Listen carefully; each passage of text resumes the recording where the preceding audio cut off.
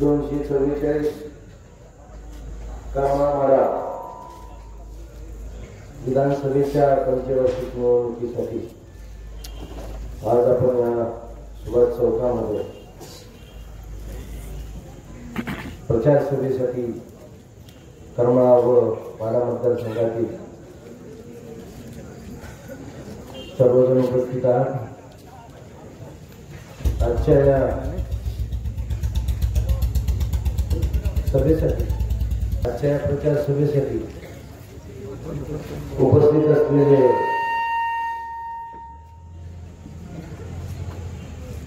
आमचे गुरु तसेच स्वाभिमानी शेतकरी संघटनेचे जिल्हाध्यक्ष शिवाजीभाऊ पाटील, आमचे मार्गदर्शक तसेच संस्थापक अध्यक्ष बहुजन संघर्ष समितीचे दशरथ अण्णा कांबळे, माढा तालुक्याचे स्वाभिमानीचे तालुकाध्यक्ष सत्यवंतजी गायकवाड, आदिनाथ सहकारी साखर कारखान्याचे माजी संचालक लालासाहेबजी जगताप सर, वंचित बहुजन आघाडीचे काम करणारे जिल्हाध्यक्ष साहेबरावजी वाघमारे,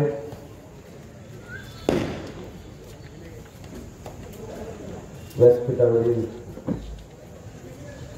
मायाचोड उर्मिलाजी शिंदे, सरपंच रिधवे, स्वाभिमानी शेतकरी संघटनेचे रेल्यांना बोरगे, गणेशजी मंगवडे, प्रशांतजी बागर तसेच स्वाभिमानी शेतकरी संघटनेचे तालुकाध्यक्ष सुदर्शनजी शेळके, स्वाभिमानी शेतकरी संघटनेचे सुहासजी काळे पाटील, कल्याणजी महाराज काटवाडे, जिनोद्दीन शेख, निवृत्ती साखरे, माजी सरपंच राजुरी, राधाबापू साखरे, कल्याणजी दुरंदे, रघुनाथजी मोरे, गणेशजी जाधव, सांगवी इच्छे, नवनाथजी बापू साखरे, माजी सरपंच राजुरी, ॲडव्होकेट नानासाहेब बागल, पांडुरंगजी ताकमुगे, वाशिंबे गावचे माजी सरपंच अनुराधदादा झोळ, तसेच वाशिंबे गावचे माजी सरपंच भगवानजी डोंबाळे, सचिनजी नरोडे, बिटरगाव, तसेच ज्याचा नामोल्लेख राहिला असेल त्यांची सर्वांची माफी मागू। व्यासपीठावरील सर्वच मान्यवर व व्यासपीठासमोरील सर्वच मान्य।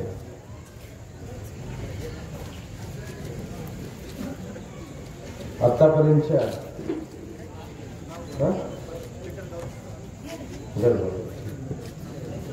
सचिन नरोडे, बिटरगाव,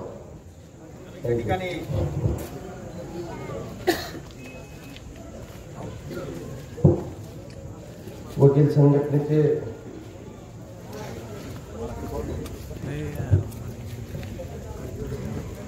ही निवडणूक बांधवांनो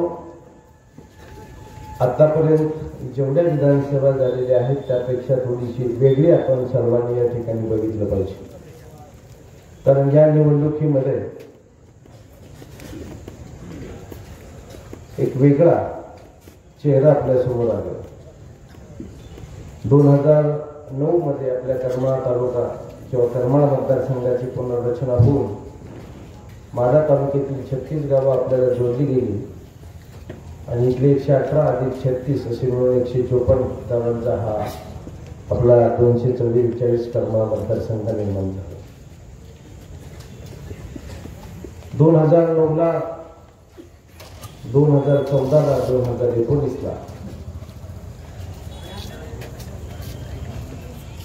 जे उमेदवार होते त्यांचे कोणतरी या घरातील आमदार होऊन गेले होते,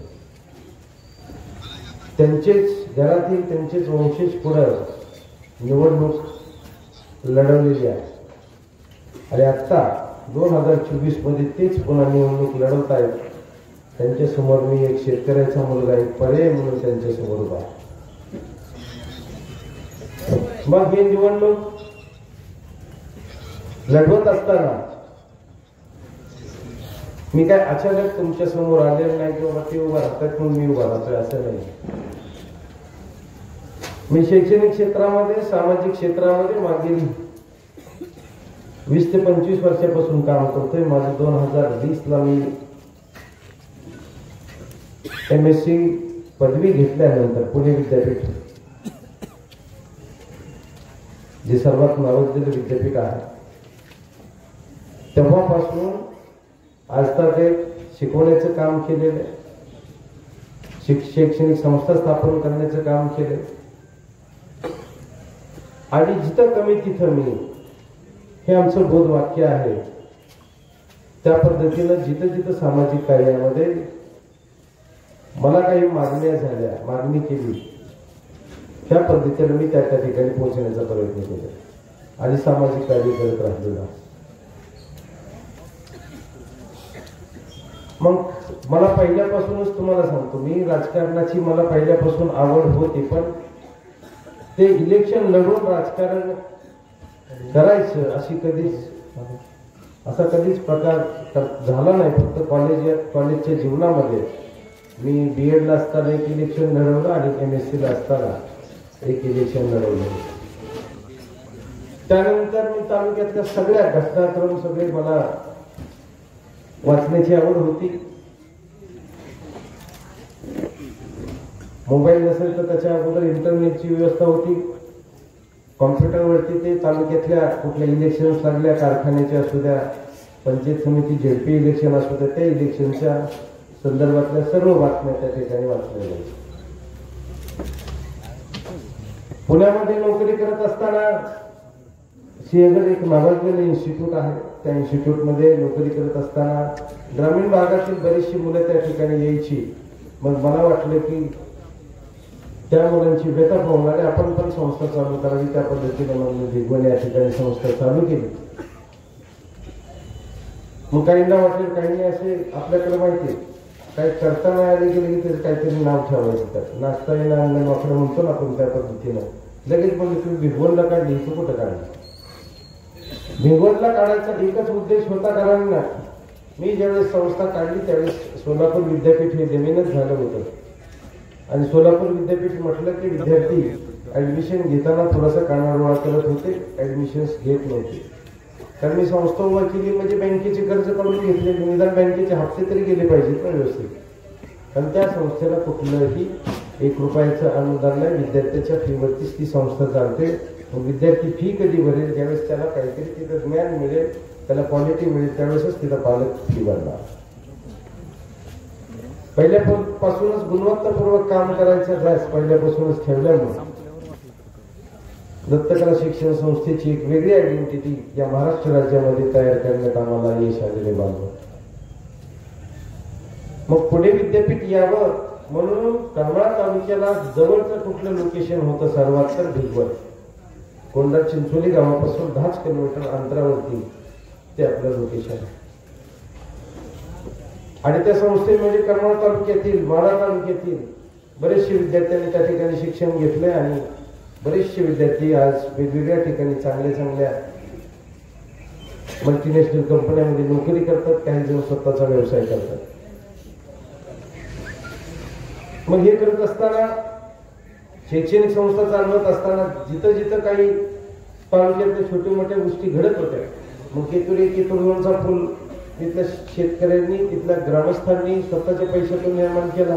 तिथं वर्गणीचा विषय आला, मी स्वतः फुलाच्या पाकळीच्या माध्यमातून मदत केली. इथून पोमलवाडीचा पूल तिथल्या ग्रामस्थांनी गाय टाकून त्याच पद्धतीने तयार केला, तिथं पण मदत केली. पूर्व सोगाव ते उमरट या रस्त्याची सुद्धा दुरवस्था झाली होती, ग्रामस्थांनी काहीतरी पैसे गोळा केले होते, मग तिथं सुद्धा त्या पद्धतीने मदत. अशी असंख्य उदाहरणं देत बसलो तर आपल्या तासभर त्याच्याची चर्चा. अशी बऱ्याच ठिकाणी कामं करत राहिलो. दुष्काळ पडला 2016, त्यावेळी सुद्धा पाण्याच्या टँकरच्या माध्यमातून लोकांपर्यंत पोहोचलो. आता या उन्हाळ्यामध्ये सुद्धा तुम्हाला माहित असेल, करमाळा शहरामध्ये लोकांना पाणी घ्यायची वेळ आली दुष्काळ परिस्थितीमध्ये. त्यावेळेस मी करमाळा शहर आणि परिसरामध्ये सुद्धा 150 टँकरने पाणी पुरवठा केला होता लोकांना स्वतंत्र. अशी असंख्य कामं करतात. मग राहिला विषय शेतकरी वर्गाचा. शेतकरी वर्गासाठी काम करत असताना आम्ही शेतकरी संघटना असेल, दसरथांना असतील, ज्यावेळेस मकाईच्या बिलाचा विषय आला त्यावेळेस आम्ही सगळ्यांनी एकत्र येऊन, अगोदर आम्ही तो कारखाना बंद झाल्यानंतर निवडणूक लागली मकाई कारखान्याची.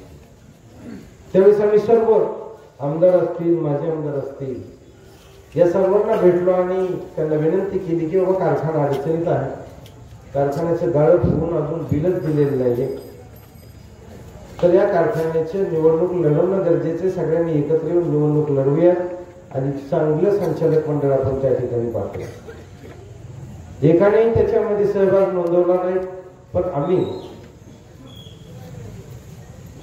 पत्रकार परिषद घेऊन घोषणा केली की आम्ही निवडणूक लढवणार आहे. कारण पोलीस भाग नाही घेतला तर मग आपण तरी भाग घेतला पाहिजे, आपण बघायची भूमिका कसं काय घेऊ शकतो. मग आम्ही सगळ्यांनी तयारी केली, फॉर्म भरले, परंतु समोरच्यांना भीती होती की जर पॅनल तयार झाला तर आपला अवघड आहे. कारण त्यांना माहिती कारखान्यामध्ये काय काय केलं, कर्मचाऱ्यांचा पगार नव्हता, ऊस बिल दिलेली नव्हती, वाहनमालकांचे पैसे दिलेले नव्हते, वाहनमालकांच्या नावावर कर्ज उचललं होतं आणि कर्मचाऱ्यांच्या नावावरती सुद्धा कर्ज उचललं होतं. मग त्यांची सर्व शक्ती त्यांनी आमची अर्ज बाद करण्यात घालवली आणि एका माजी आमदारांना तर असे प्रयत्न केले, आमच्याकडून ज्यांनी फॉर्म भरले, आमच्याकडे जे आले त्या भागातले, त्यांनी अर्ज मागे घेण्यासाठी त्या उमेदवारावरती दबाव टाकला आणि आमची संख्या कमी करायचा प्रयत्न केला. म्हणजे त्यांची समोरच्यांना मदत करायचीच भावना होती. इलेक्शन झालं नंतर मग पुन्हा शेतकरी आमच्याकडे येत राहिले, अण्णाकडे येत राहिले, सोडवून शेतकरी संघटनेकडे येत राहिले. तेव्हा आता इलेक्शन संपलं, आमची बिलं मिळालेली नाही. मला माहित असेल, आम्ही फॉर्म भरल्यानंतर सुद्धा आव्हान केलं होतं मकाईला, तुम्ही बिलं द्या, उद्या फॉर्म भरायचा शेवटचा दिवस असेल, आज बिलं दिले तर आम्ही लगेच फॉर्म सुद्धा आम्ही लगेच त्यावेळेस काढून घेऊ, असं सुद्धा आम्ही त्यावेळेस सांगितलं. इलेक्शन लढवायचं म्हणून लढवायचं नाही, तुम्ही बिलं दिली, वेळेत कारखाना चांगला चालवता, आम्हाला काय अडचण. त्याच्यानंतर पुढे गेल्यानंतर मग आम्ही अण्णांनी आणि शेतकरी संघटनेने ठरवलं की शेतकऱ्याच्या ऊसाच्या बिलासाठी आंदोलन करायचं. आम्ही वेगवेगळी 3-4 आंदोलनं केली की तुम्हाला माहिती आहे, म्हणजे तुतू आंदोलन असेल, बोंबाबोंब आंदोलन असेल, बरेच अजून काय काय नाव. वेळप्रसंगी कलेक्टरला सुद्धा आम्ही घेराव घातला आणि मग ते आंदोलन करत असताना आम्हाला दबाव पण येत होता. कलेक्टर साहेब स्वतः म्हणायचे, वरून यांचा फोन आला, त्यांनी पैशाची गॅरंटी घेतली. म्हणजे आम्ही कशाला आंदोलन करू, तुम्ही पैसे कधी देणार ते सांगा, त्याच वेळेस आम्ही लगेच आम्ही शेतकऱ्यांना सांगू महिन्यात बिल मिळणार, आम्ही काही आंदोलन करणार नाही.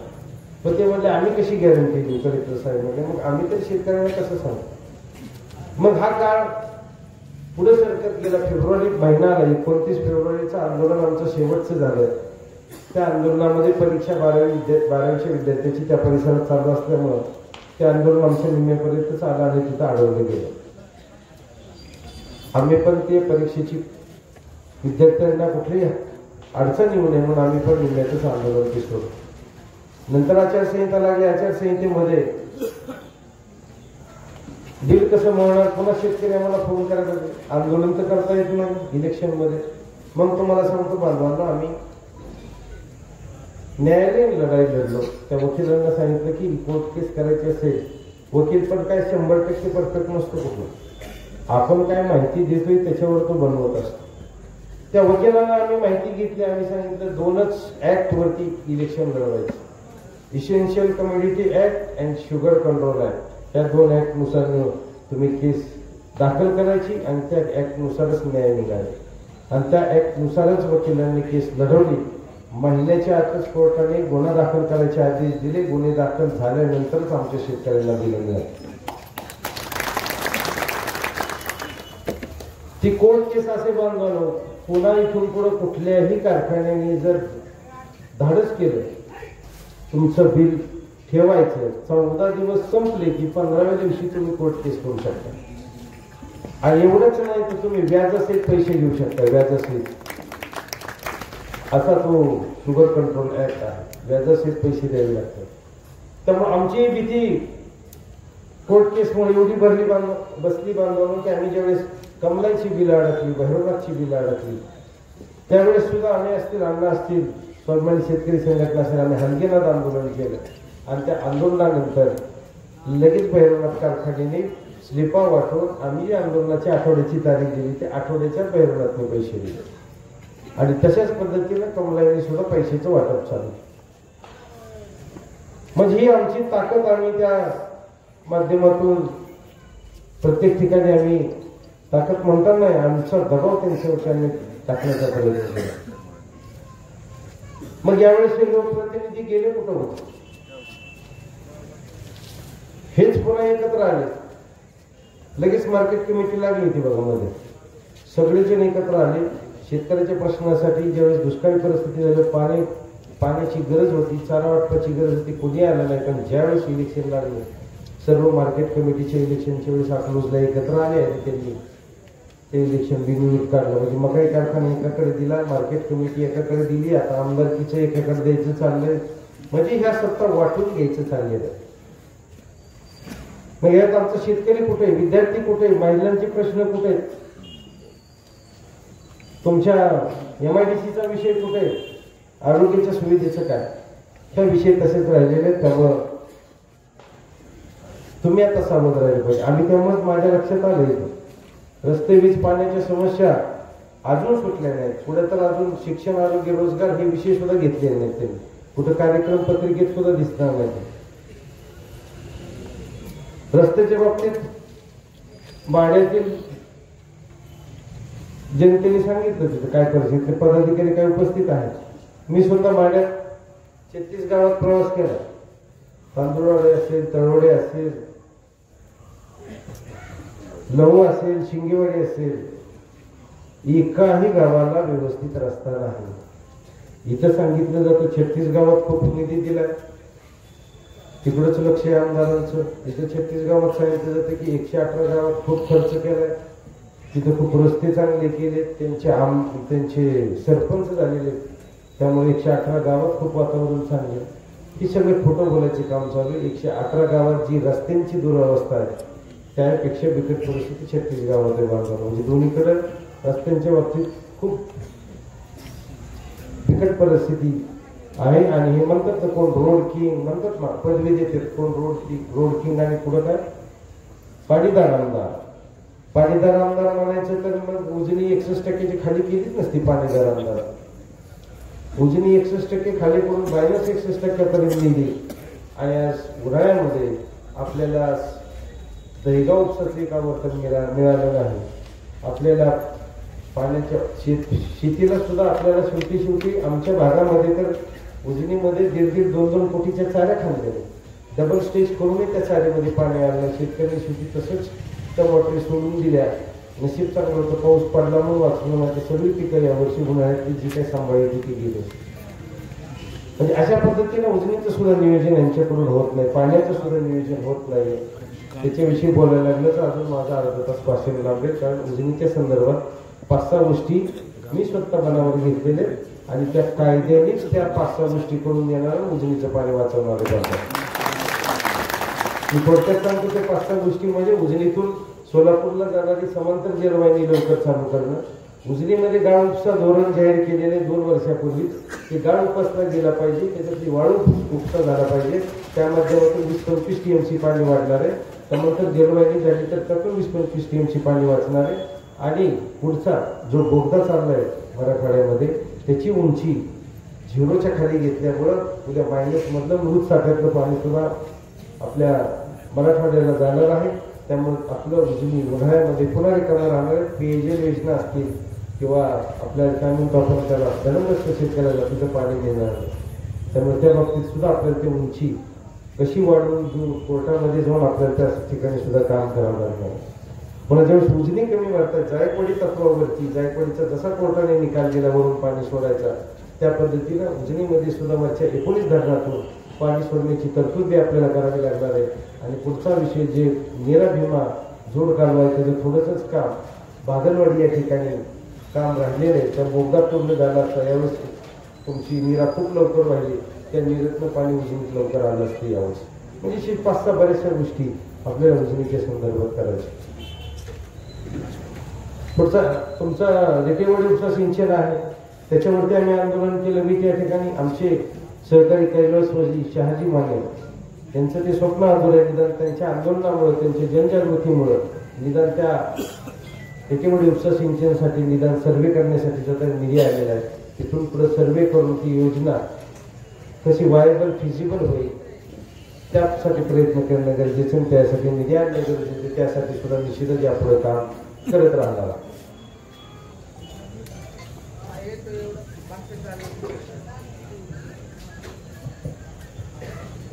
पुढचा विषय त्या रिटेवडी उपसा सिंचनवरती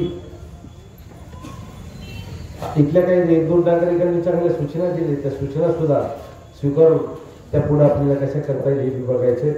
आता आपण बघतोय की जे पाणी मांगी तलावात सोडलं जातंय ते एक्स्ट्रा असेल त्यावेळेसच सोडलं जाते ओव्हरफ्लोचं पाणी, पण रेग्युलर रोटेशन मधलं पाणी आलं मांगीच्या तलावात सारखं पाणी राहिलं तर आपला एक महत्वाचा विषय सुटणार आहे, तो म्हणजे MIDCचा विषय. करमाळा शहर वाढवायचं असेल तर आपल्या इथे MIDC होणं खूप महत्वाचं आहे.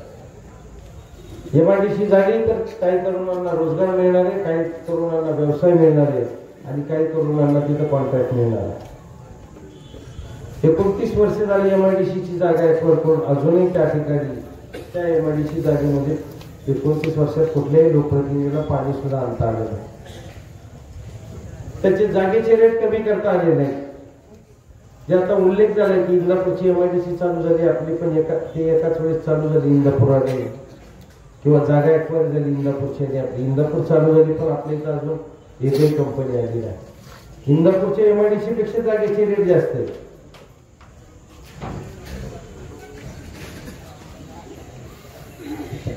मग हे रेट कमी करण्याच्या बाबतीत आपलं काम करावं लागणार आहे आणि MIDC मध्ये पाणी आणणं गरजेचं. आम्ही हे विषय मांडतोय शिक्षण, आरोग्य, रोजगार. MIDC म्हणलं की रोजगाराचा विषय आहे. काही आता 1-2 वक्त्यांनी सांगितलं, आमच्या मित्रांनी सांगितलं की मुलांची लग्न होत नाही. बरोबर, बेरोजगारीमुळे लग्न होत नाही आणि बेरोजगारी वाढायचं अजून एक कारण म्हणजे शिक्षण, जे लागतं काळानुरूप आपण त्याला व्यावसायिक शिक्षण म्हणतो, ते शिक्षण दिलं गेलेलं आहे. हे पूर्ण मतदारसंघात फिरल्यानंतर एकच लक्षात आलं, मुलांना विचारलं ना काय करणार आहे, BCom वाला भी भरतीच होणार आहे म्हणतो, BSc वाला भी भरती होणार आहे म्हणतो, 12वी झाला भी भरती होणार आहे म्हणतो, BCom कुठले बी ग्रॅज्युएट झालेलं भरतीच व्हायचं म्हणतो. मग काय काय जण म्हणते ते MPSC UPSC करणार आहे. आपण थोडक्यात तालुक्यातल्या सगळ्यांची भरती होऊ शकत नाही. दुसरा पर्याय काय, तर दुसरा ती भरती नाही झालं तर व्यावसायिक शिक्षण जर असेल तर कुठला तरी व्यवसाय तरी काय तो त्याला नोकरी मिळेल.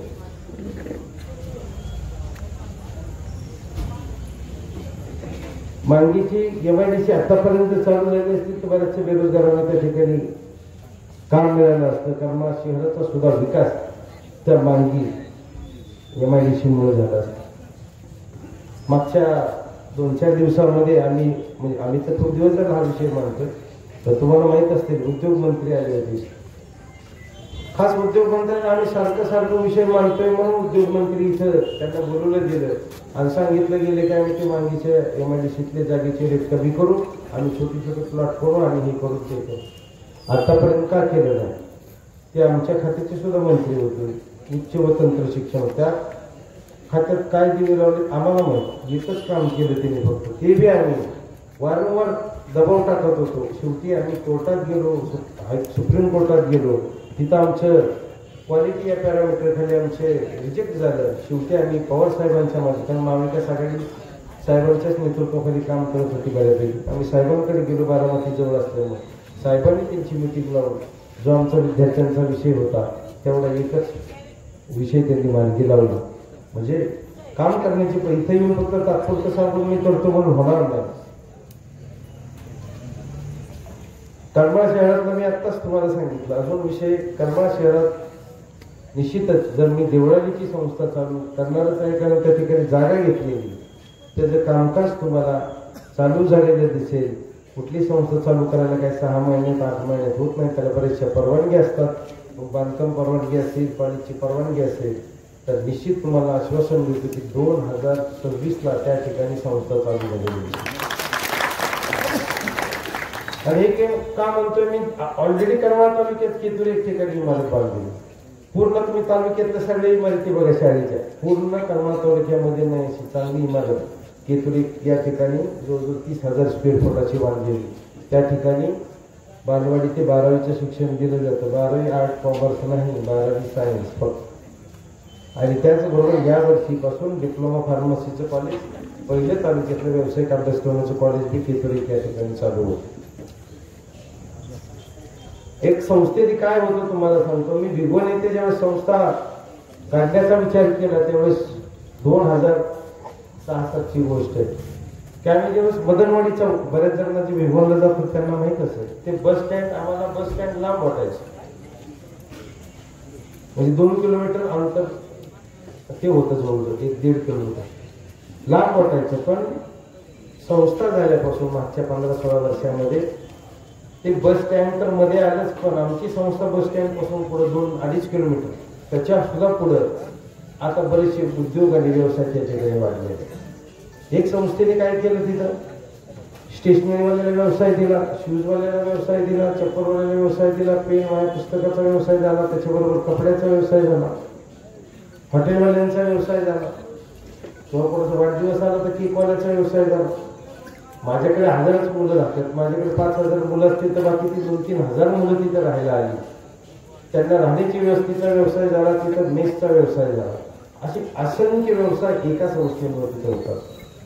त्यामुळं ती संस्था निश्चितच आपल्या देवळालीत आम्ही जर चालू केली तर त्या माध्यमातून रोजगार निर्मिती सुद्धा या ठिकाणी होणारे, तालुक्यातल्या काही तरुणांना त्या ठिकाणी रोजगार मिळणार आहे. म्हणून सांगतो, फिरता फिरता सुद्धा मी पोरांना म्हणतो पुढचं उच्च शिक्षण घे. BE झाल्यावर म्हणतो ME कर, BCom झालेल्या म्हणतो MBA कर. कारण उद्या माझं तिथं BBA BCA असे काही कॉलेज चालू झाले, उद्या माझं डिप्लोमा इंजिनिअरिंगचं कॉलेज चालू झालं, आपली जर पोरं तिथं शिकलेली नसतील तर बाहेरच्या मुलांना मी संधी मिळणार.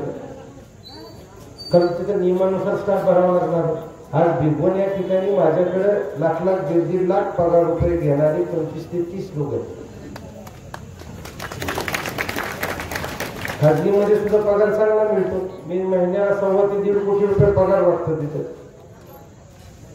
मग तशा पद्धतीने इथं सुद्धा करणार. पण इथं करत असताना तुम्ही मग आपल्याकडे कुठल्या पोस्ट भरलेले ते शिपाई, वॉचमन, क्लर्क, ड्रायव्हर, अकाउंटंट आणि पात्र असेल तर शिक्षकाला, पात्र असेल तर प्राचार्याला. त्यामुळं आपण कुठलं शिक्षण घेतलं पाहिजे हे आपण बघितलं पाहिजे. करमाळा शहर मी बघतोय, लहानपणी आम्ही एसटीनं बराच वेळा करमाळाला यायचा. योग आला, आम्ही दवाखान्यात असेल, बाजाराच्या वेळेस आम्ही करमाळा बराच वेळ इथं आलेले आहे. तीच परिस्थिती करमाळा शहराची. दुकानदारांची कदाचित संख्या वाढली असेल पण व्यवसाय वाढला. एकाने काढलं म्हणून दुसऱ्याने काढायचं, दुसऱ्याने काढलं म्हणून तिसऱ्याने काढायचं, तिसऱ्याचं चांगलं चाललं म्हणून चौथ्याने काढायचं आणि 5वीने काढले की पहिलं बंद पडायचं. अशी परिस्थिती आपल्या तालुक्यात आहे. कुठलंही शहर विकसित व्हायचं असेल तर त्या शहराला, त्याच्या परिसरामध्ये एखादी चांगले उद्योगधंदे असले पाहिजे, एखादं चांगली शाळा कॉलेजचा तो परिसर तिथं पाहिजे. जसं आता आमचे मित्र सिद्धेश्वर भोगेंनी सांगितलं, बार्शी विकसित झालं केवळ शिक्षणामुळं, पुणे सुद्धा विकसित झालं केवळ शिक्षणामुळंच, तसंच करमाळा सुद्धा विकसित करणार शिक्षणामुळेच. तुम्ही फक्त साथ द्यायची. यावेळेसची पाण्याची परिस्थिती झाली करमाळा शहराची, विकत घ्यायची वेळ आली. मला सांगा, उजनी आपल्या तालुक्यात आहे तरी सुद्धा आपल्याला पाण्यासाठी उन्हाळ्यामध्ये अडचण येत आहे. मग आतापर्यंतचे जेवढे लोकप्रतिनिधी होऊन गेले त्यांनी केलं काय? करमाळकरांना का पाण्यासाठी तर बघा, मला तर वाटलं दिवसाड येत असेल की एक दिवस. बघा ही परिस्थिती आज मला करमाळकर म्हणजे या दिवसात तरी व्हायला नाही पाहिजे. त्यामुळे आपण मतदान करताना हा विषय जसं त्यांनी म्हटलंय तसं आपण ते लोकप्रतिनिधीचे चेहरे जाणले पाहिजे डोळ्यासमोर. त्यांनी काय केलं 5 वर्षांमध्ये?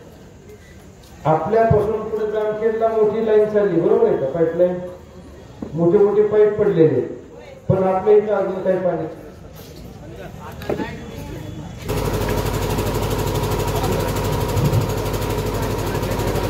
पाण्याचा विषय त्यांनी गंभीरपणे यावेळेस मांडला आणि तो खरा आहे.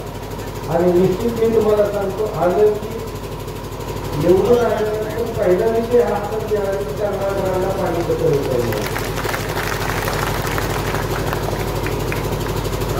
आणि मी तुम्हाला जे म्हणले की करमाळा शहरामध्ये व्यावसायिकांची संख्या वाढती, व्यवसाय वाढत नाही. व्यवसाय वाढायचा असेल तर एमआयडीसी सुद्धा नंतर त्याच्यावर काम करणं गरजेचं आहे की गाडीचे रेट कमी करणं आणि त्याचे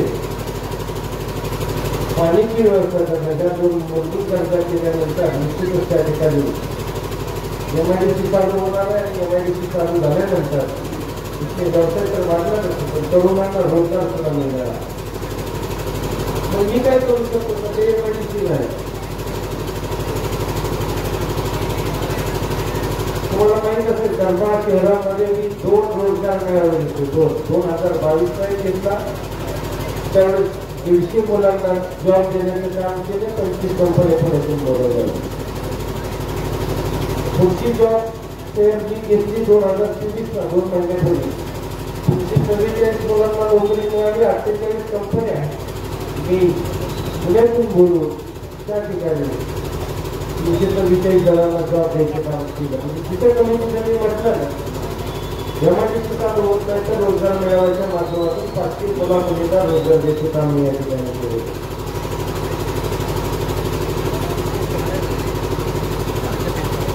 मध्ये मी याचा बस स्टँड स्वच्छ केलं होतं, सगळ्यांना माहिती होतं. त्याच्या अगोदरही 5-7 वर्षापूर्वी एका बस स्टँड स्वच्छ केलं होतं. म्हणजे बस स्टँडमध्ये गेल्यानंतर किंवा करमाळा शहरामध्ये गेल्यानंतर एवढी दुर्गंधी आणि एवढी वाईट परिस्थिती स्वच्छतेच्या बाबतीत करमाळकरांना एवढंच आव्हान करतो की जर लोकप्रतिनिधींच्या मागं लागून तर करायचंच आहे. तिथे ज्याची सत्ता असेल त्या नगरपालिकेमध्ये त्याचबरोबर आपण सुद्धा एकत्र येऊ. आपली एक सामाजिक जबाबदारी म्हणून आपण निश्चित करमाळा स्वच्छ कसं राहील त्याच्यासाठी प्रयत्न करायचा आपण करूया.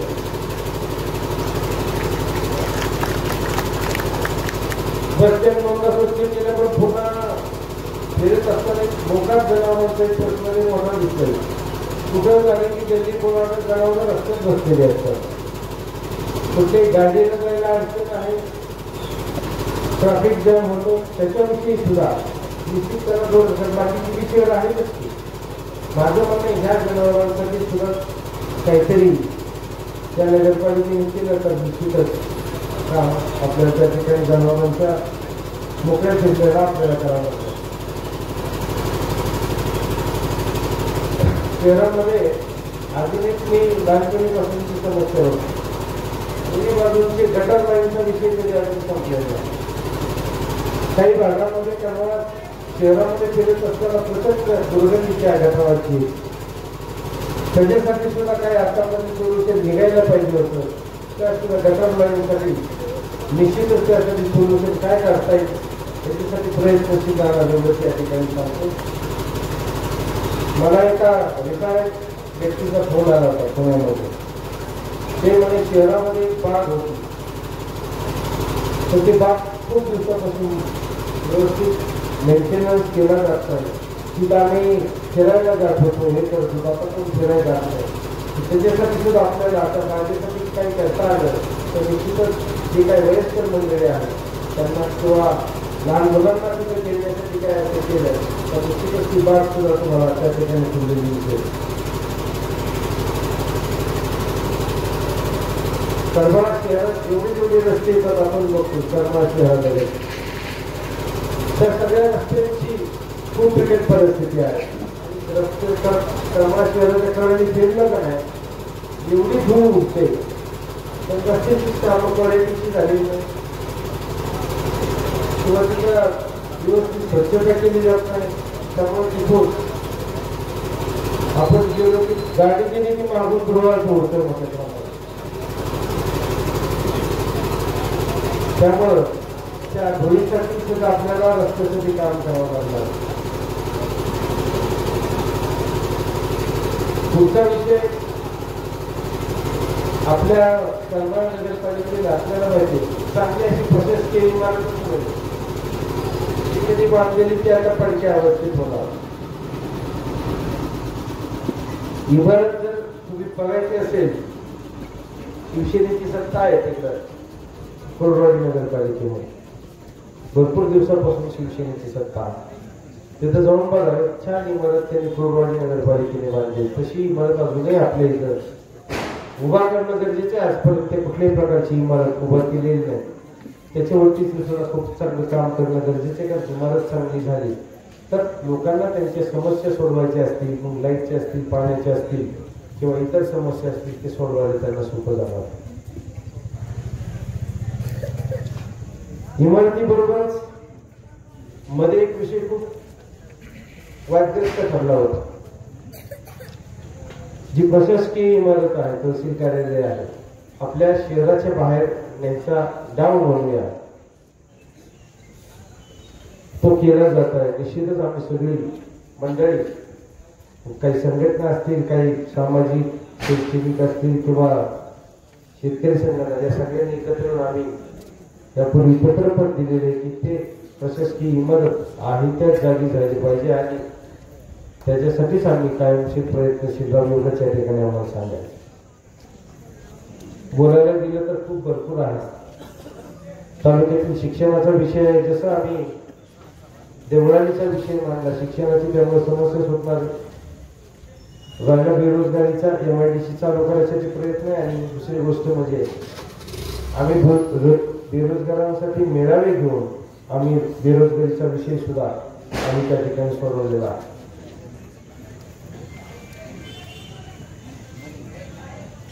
आता लाईट काय गेली मला कळली नाही, काहीतरी काय होतं काय ठिकाणचं, त्यांना वाटतं त्यांचा विजय निश्चित आहे म्हणून लाईट घालवली काय ठिकाणी.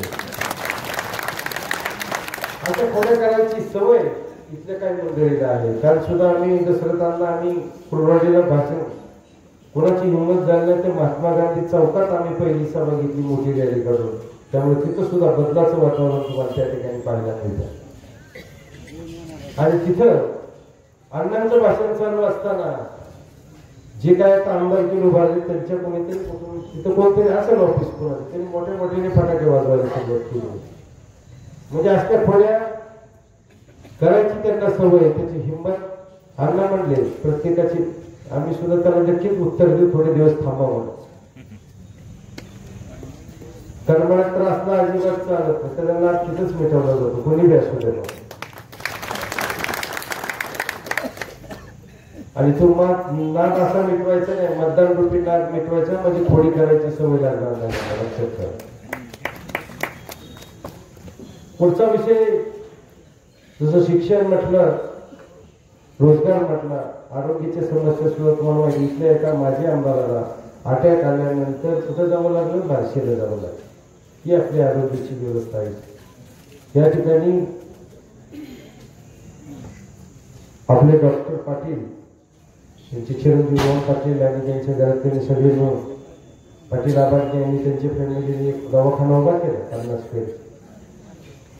त्यांचा एक चांगला प्रयत्न आहे. पण एक मल्टी स्पेशालिटी ज्याला हॉस्पिटल म्हणतो, सगळ्या स्पेशालिटी तिथं असतील, सगळ्या अद्ययावत मशिनरी असतील, लॅबोरेटरी असतील, तशा प्रकारचं हॉस्पिटल ऑलरेडी माझ्या संस्थेमध्ये आहे. अजून ते काही ठिकाणी रेनोव्हेशनचं काम चालू, 40,000 स्क्वेअर फुटाची इमारत आहे. इथं सुद्धा तशी शहरानगरात 50-60,000 स्क्वेअर फुटाची इमारत बांधून सगळ्या सुविधा देऊन तुम्हाला जसं जगाई नावाचं हॉस्पिटल लेटेस्ट त्या पद्धतीचं हॉस्पिटल तुम्हाला पुढच्या 3-4 वर्षामध्ये काम चालू झालेलं. आणि ती खूप काळाची गरज आहे. त्या समस्या आम्ही वारंवार काय म्हणतो, शिक्षण, आरोग्य, रोजगार, आता ह्याच बेसिक गरजा आहेत. रस्ते, वीज, पाण्याचं काम करावंच लागणार. पुढचा मुद्दा तुम्हाला सांगतो. महाराष्ट्र राज्यामध्ये आरक्षणाचा विषय खूप पेटलेला. बांगलादेश असं राष्ट्र आहे त्याच्यामध्ये की आरक्षणाच्या विषयामुळे अख्खं ते राष्ट्र पेटलं. त्या राष्ट्राध्यक्षांना, पंतप्रधान काय त्यांचं पद असतं, त्यांना तो देश सोडावा लागला. तशी परिस्थिती आज भारत देशामध्ये पाहायला लागलेली. आणि केंद्र सरकार असेल, राज्य सरकार असेल, कुठल्याही आरक्षणाविषयी कुठलंही सोल्युशन देत नाही. ते मराठा आरक्षण असू द्या, धनगर आरक्षण असू द्या, मुस्लिम आरक्षण असू द्या किंवा लिंगायत आरक्षण असू द्या, हा विषय असाच पेटवत ठेवायचा आणि त्याच्यावरती राजकारण करायचं, इलेक्शन जिंकायचं, हेच त्यांचं टार्गेट आहे. आणि सभागृहामध्ये आश्चर्य, एवढे आमदार असताना 288 पैकी एकही आमदार तर मराठा आरक्षणाला पाठिंबा देत नाही, धनगर आरक्षणाला पाठिंबा देत नाही किंवा मुस्लिम आरक्षणाला पाठिंबा देत नाही. मग अशांना आपण पाडलं पाहिजे का निवडून आणलं पाहिजे? हा, मग पाडायचं म्हणल्यानंतर कोणाला तरी निवडून आणलं पाहिजे, बरोबर आहे.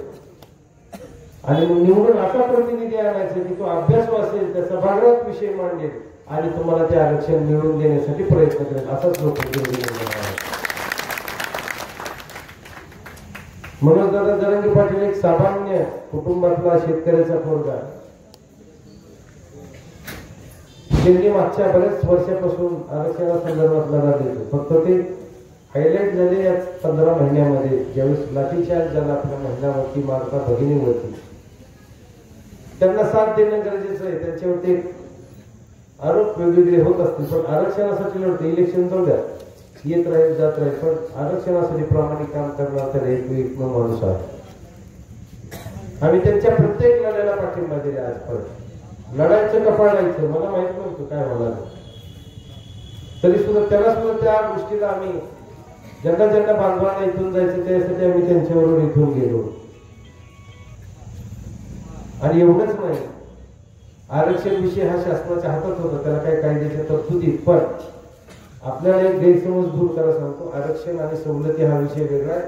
मी ज्याच्या वेळेस त्यांच्याकडे गेलो, आरक्षण सोडून आपल्याला सवलतीमध्ये समानता यावी, म्हणजे जातीनिहाय वेगवेगळ्या सवलती दिल्या होत्या, त्या समानतेसाठी मी प्रयत्न केला.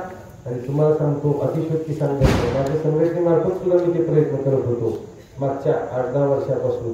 तर मागच्या 10 महिन्यामध्ये 8 वेगवेगळे GR काढण्यात मला माझे निश्चितच योगदान आहे, असं मी या ठिकाणी तुम्हाला सांगतो. आणि ते सगळेच GR, तर मी पण एक संघटना चालवतो, शैक्षणिक संस्था. जसं शेतकऱ्यांसाठी स्वाभिमानी काम करते, तसे शैक्षणिक संस्थांचे प्रश्न सोडवण्यासाठी मी शैक्षणिक संस्था, विद्यार्थी यांचे प्रश्न सोडवण्यासाठी कायम काम करत राहिलेला. मग कुठले कुठले विषय 8 GR निघाले. मला नमस्ते ग्रांट मोठ्या शहरात गेल्यानंतर पैसे मिळाले पाहिजे, त्याची रक्कम कमी होती, त्याची रक्कम दुप्पट करण्याचा GR काढला. मुलींना मोफत शिक्षण दिलं, पण खुल्या वर्गातल्या मुलींना दिलं नव्हतं. खुल्या वर्गातल्या मुलींना सुद्धा सवलत मुलींची मोफत शिक्षणाची मिळाली पाहिजे, त्याचा GR काढायला लावला. पुन्हा तुम्हाला सांगतो, वैद्यकीय शिक्षणामध्ये मुलींना मोफत शिक्षण दिलं नव्हतं. MBBS, BMS, BHMS, BDS, physiotherapy, nursing हे अभ्यासक्रमांना कुठली शिष्यवृत्ती नव्हती. त्याच्यासाठी सुद्धा मी प्रयत्न केले आणि त्याचा सुद्धा GR काढायला लावला. पुढचा विषय ओबीसीसाठी 6 महिने जात पडताळणी प्रमाणपत्र सादर करण्यासाठीचा सुद्धा GR आम्ही काढायला लावला. त्याच्यासाठी आम्ही भरपूर काम बरेच दिवस करत होतो, कारण विद्यार्थ्यांची परीक्षा कॅन्सल होणार होते. जसं तुमचं इलेक्शन लागलं, ग्रामपंचायत, पंचायत समिती, झेडपी, तुम्ही इलेक्शनला निवडून बी येतात, पण 6 महिन्याच्या तुम्हाला व्हॅलिडिटी द्यावी लागते, नाहीतर तुमचं ते पण रद्द होतं. तसंच ऍडमिशनचं होणार होतं, त्यांना तेवढं 6 महिने 1च महिने मुदत दिली होती. त्यामुळे आम्ही विनंती केली की 6 महिने मुदत द्या, जेणेकरून विद्यार्थ्याचं ऍडमिशन कॅन्सल होणार नाही. अशा पद्धतीचे आम्ही वेगवेगळे GR काढलेले आहेत. सगळे सांगत बसतो आपल्याकडे. अजून 1554 वाढीव अभ्यासक्रम ओबीसी मंत्रालयाला, ज्यात ओबीसी असतील, MT असतील, SBC असतील, या सर्व प्रवर्गाला 14 जून 2024 GR काढून सर्वांना शिष्यवृत्ती कशी मिळेल ह्याच्यासाठी सुद्धा तो GR काढलेला. अशा पद्धतीने शैक्षणिक असेल, नोकरी असेल, वसतिगृह भत्ता असेल, शिष्यवृत्ती असेल, ऍडमिशन असेल, अशा प्रत्येक गोष्टीमध्ये सुद्धा आम्ही काम करतोय. त्यामुळे शिक्षणात बी काम केलं, आरोग्याच्या बाबतीत बी निश्चित काम करणार आहे आणि तुमच्या रोजगारामध्ये सुद्धा काम करतो. त्यामुळे मी तुम्हाला एवढंच सांगेन, खरं तर अजून बोलत राहिलं तर समस्यांचा खूप मोठा पाडा आहे तालुक्यामध्ये. सगळं पाडा जर वाचत बसलो तर आपल्याला वेळ पडणार नाही. तर पुन्हा एकदा सांगतो की सगळे विषय घेऊन तुम्हाला एकच आश्वासन देतो, तुम्ही मला निश्चितच त्या समस्या सोडवण्यासाठी संधी द्यायला अशी आशा व्यक्त करतो आपल्या सर्वांना. आणि 11व्या तारखेला आपण माझ्या 11व्या नंबरवरती रामदास मधुकर झोळाचं नाव आहे, त्याच्या पुढे रिक्षा हे चिन्ह आहे. त्यामुळे करमाळा तालुक्यातील सर्व जिल्ह्याला, माढा तालुक्यातील 36 गावातील सर्व नागरिकांना, मतदार बंधू भगिनींना असे विनंती करतो की आपण मला त्या रिक्षाच्या पुढचं चिन्हाचं बटन दाबून आपण तुम्हा सर्वांची व या करमाळ तालुक्याची सेवा करण्याची संधी द्यावी अशी नम्रपूर्वक विनंती करतो. माझे दोन शब्द संपवतो. जय हिंद, जय महाराष्ट्र.